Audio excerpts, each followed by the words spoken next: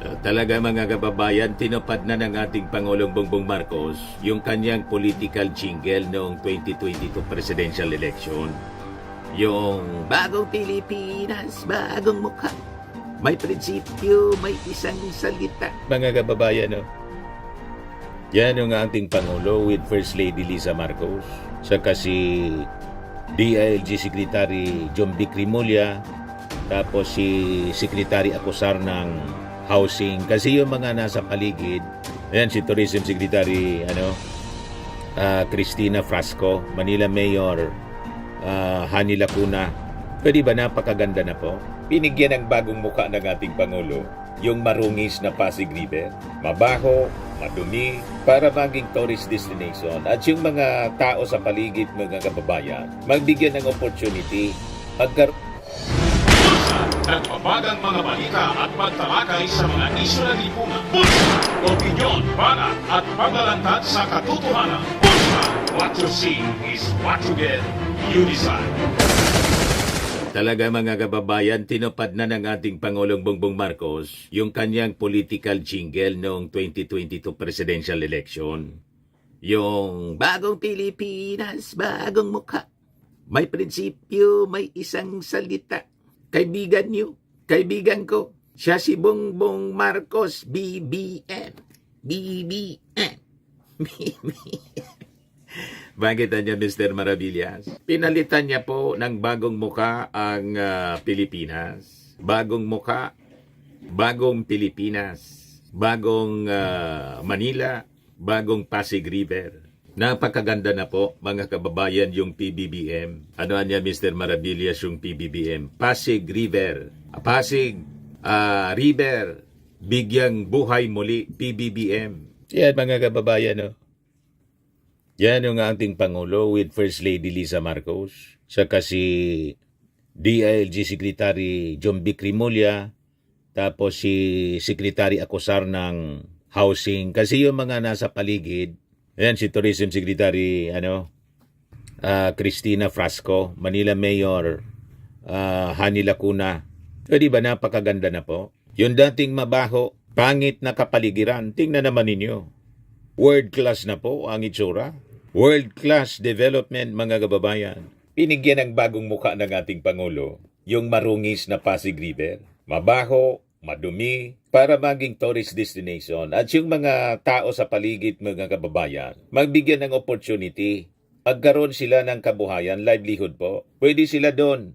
May mga spaces para mag-establish ng mga kung ano-anong negosyo, kainan, di ba? Para sa mga namamasyal. Mga souvenirs. Lalagyan po doon. Just like the famous rivers in the world. Yan yung naging pangarap ng ating Pangulo na ngayon natupad na po. Phase 3 ito po, mga kababayan. So makikita ninyo ang visionaryong Pangulo natin. Hindi niya iniintindi yung mga paninira. Abang yung mga Duterte busy sa paninira. Nagbunga naman na Mr. Maravillas yung paninira. Ayun, si Sara Duterte, namumuro na. Malamang sa malamang, mga kababayan, by October, may bago na tayong Vice Presidente. Kasi yung verdict, sabi ni Senate President Chis Escudero, will be out by October. Possibly by October. Ready na po yung Congress para sa impeachment trial. You see? So, MBS, mga kababayan, kasama sana dito sa mga inauguration ng mga project si Sara Duterte. Pinili niyang makipag-away. Di ba? Yung mga Duterte sa kakaambisyon na iupo si Sara, malamang perpetual disqualification from any public office ang abutin, mga kababayan, ni Sara Duterte. Na-impeach, you see? Habang yung ating Pangulong Bongbong Marcos in the first family, busy sa pagpapaganda ng ating bansa. Sabi ng ating Pangulo, Pasig River Esplanade niya will witness more stories, core memories. Now, with the launching of Phase 3 of the Pasig River Urban Development Project, I am certain more stories niya and core memories will be witnessed by this place. Yan ang sabi niya as he inaugurated the roughly 600-meter stretch of the newly developed portion of the Pasig River Esplanade in Intramuros, Manila. Kahapon po, Marcos said it has become a hit to the people, especially among Gen Z and Gen Alpha. He also candidly mentioned how the Scenic Esplanade became a favorite venue niya para sa mga marriage proposals that he expected Housing Secretary Jerry Acosar to report such statistics. Naging destination po ng mga magkasuyo. Doon sila nagpo-propose ng marriage proposal kasi very scenic siya. O di ba po? Napakaganda. So sabi ng ating Pangulo, daily so many people come and they enjoy the palisade. They enjoy the walkway. The only statistics that I've been looking for that no one can tell me how many people have proposed in the walkway and have become betrothed or have been eventually gotten married. Sabi ng ating Pangulong Bongbong, naging mga mag-asawa dahil sa dating at pinili nila mga kababayan dito sa Esplanade kasi napakaganda po. Balitang-balitaan yan, ang dami talagang nagpo-propose dahil napaka-romantic daw ng binyong ito. I was happy and a little surprised to know that the Esplanade has become an instant hit among Gen Zs and some Gen Alphas who use it as a backdrop for IG stories and for TikTok, sabi po ng ating Pangulong Bongbong. Biglang sumikat po yung Esplanade dahil sa napakagandang project na ginawa ng ating Pangulo at ni First Lady Lisa Marcos. You see, bagong Pilipinas talaga. So kailangan natin bagong pananaw, bagong Pilipino, bagong Pilipinas. Yung mga lumang Pilipino, yung mga mapanira na mga Pilipino, lumang Pilipino, yung mga nagmumura, masasama ang ugali, na pag-iwanan na mga kababayan ng panahon. Kasi yung mga ugali nila, mga uncivilized. Di ba? Mga ganyang pag-ugali, uncivilized. Ito po, nag-ikot-ikot yung ating ini-inspeksyon ng ating Pangulong Bongbong Marcos. Kasama yung mga officials, mga kababayan, tingnan naman ninyo po. Napakalinis na, oh. O, di ba? Oh, kailangan lang po yung maintenance niyan. Yan po. Ang ganda maglakad-lakad po. Napakalinis. Yan, o. O, di ba? Mga kababayan. Pati pala si Chis Escudero nandyan, o. O, di ba? Pakinggan natin yung mensahe, mga kababayan ng ating Pangulong Bongbong. We started off on a happy note. Napakaganda ng background. Kinuha mo yung upuan ng First Lady. Tapos kinuha mo yung mikropono ko. Hindi na.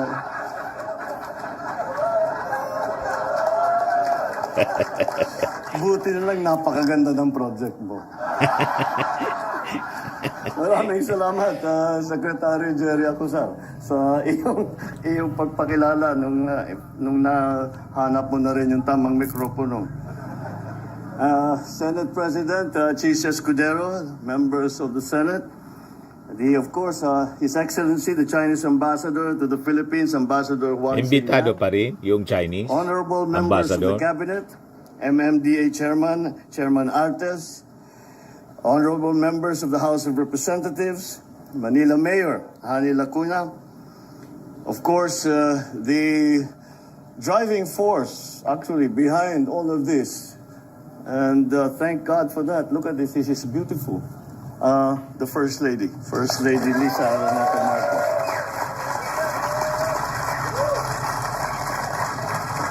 My fellow workers in government, distinguished guests, ladies and gentlemen, I suppose we can call it a good evening to all of you.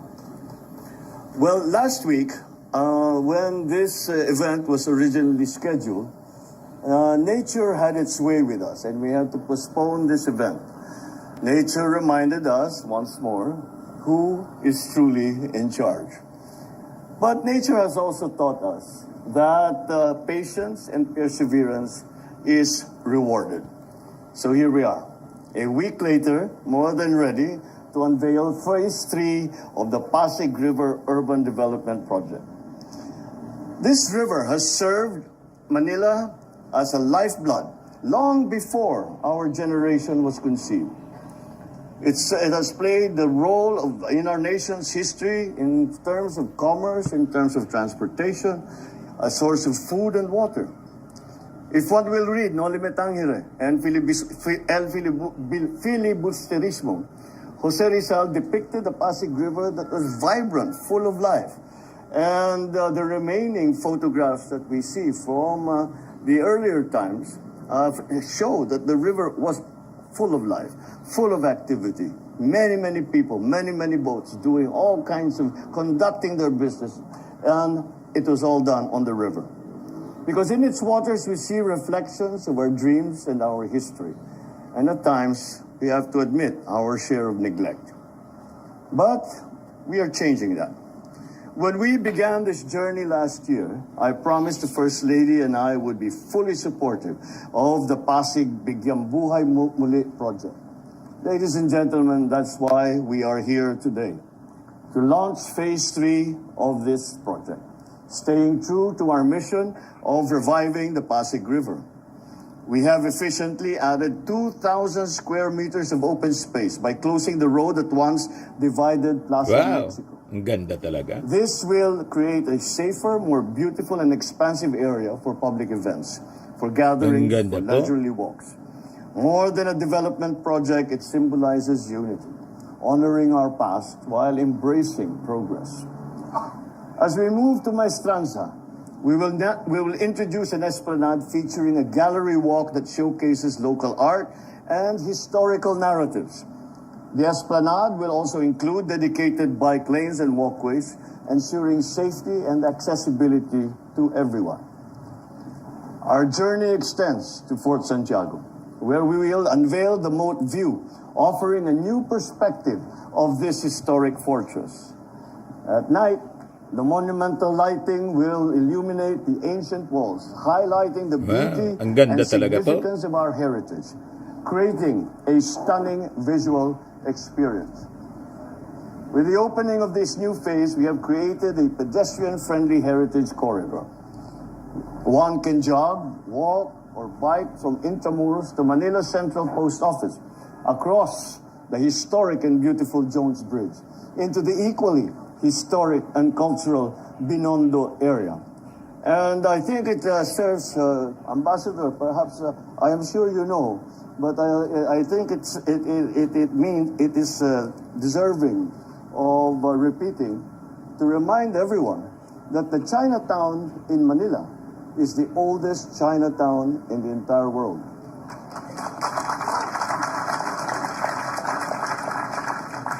This development has also created spaces for creativity, for commerce, and for community. Following the opening of phases 1 and 2 last year, people have set up various shops along the esplanade to cater to students, to couples, to tourists, to friends and families who have come to enjoy the beauty of Pasig River. I have been, when I walk along, Secretary pulls out all kinds of statistics, and this how many people, 500,000 people came for Chinese New Year. Daily, so many people come and they enjoy the palisade, they enjoy the walkway. The only statistic that I've been looking for that no one can tell me, how many people have proposed in the walkway and have become betrothed or have eventually gotten married. Balitang balita na ang dami talagang nagpo-propose dahil napaka-romantic daw ng venue. I was happy to and a little surprised to know that the Esplanade has become an instant hit among Gen Zs and some Gen Alphas who use it as a backdrop for IG stories and for TikTok. Of course, hindi magpapahuli kami mga millennial. Nakapost na ito sa Facebook namin. Si Secretary Acusa naman ay magsesend ng postcard para ma-share ang ganda ng Pasig River Esplanade. Now, in the launching of Phase 3 of Pasig River Urban Development Project, I am certain more stories and core memories will be witnessed by this place. I am thrilled to see the social and economic development of a fully revitalized Pasig River and what it will mean for Metro Manila once again. Our mission is simple, but it is difficult. To bring back the river to its pristine state, make it a vibrant waterway once again for life, for culture, and for mobility. This milestone would not have been possible without the hard work and dedication of the Interagency Council for the Pasig River Urban Development, led by the DSUD and with its members, the MMDA and the Department of Tourism, with the Intramuros Administration, the City of Manila, of course, and of course, our very important private sector allies and partners. May you continue your initiatives to expedite the development of the other segments of this project. Make our vision for Pasig River a reality. The First Lady, Lisa, and I are keeping an eye on the progress of this vital project. I am certain that her interest in history and culture has enriched this initiative, ensuring that Pasig River becomes integral to our collective identity. Mga kababayan, sa pagbabalik natin ng sigla at buhay sa Ilog Pasig, hindi lang tayo makakapag-post ng Instagrammable na photo. Mapapaalagaan din natin ang ating kasaysayan, ang ating kalikasan, ang ating kinabukasan. Sa gitna ng pagbabago ay ang bagong Pilipino na may disiplina, may kahusayan, may pagmamahal sa bayan. Patuloy ninyo akong samahan sa landasin na ito. Langhapin natin ang sariwang hangin at masdan ang mga sinag ng ilaw sa tubig. Naway lagi nating matatandaan, ito ay ating ilog. Ito ay ating kinabukasan. Sama-sama tayong bubuhayin ito. Maraming salamat at mabuhay ang Ilog Pasig. Mabuhay ang bagong Pilipinas. O, di ba? Walang presidenteng nakagawa po nito. Only PBBM. PBBM, Pasig, River, bigyang buhay muli. Ayos pa?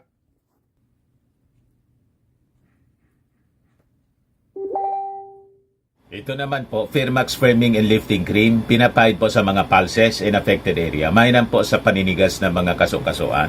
Ito naman po, Automax Radiant Serum. Sa mukha naman yung application, anti-aging po siya. You will look 10 years younger than your age. Sa mga cancer patients naman po, baka lang gusto ninyo itong itry. Naing siya Red Mix Fruit Drink.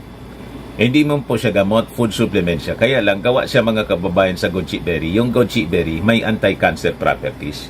O ngayon, yung mga inquiries ninyo, dumiritso na lang kayo sa aming messenger sa Facebook para masagot namin agad. Ayos pa?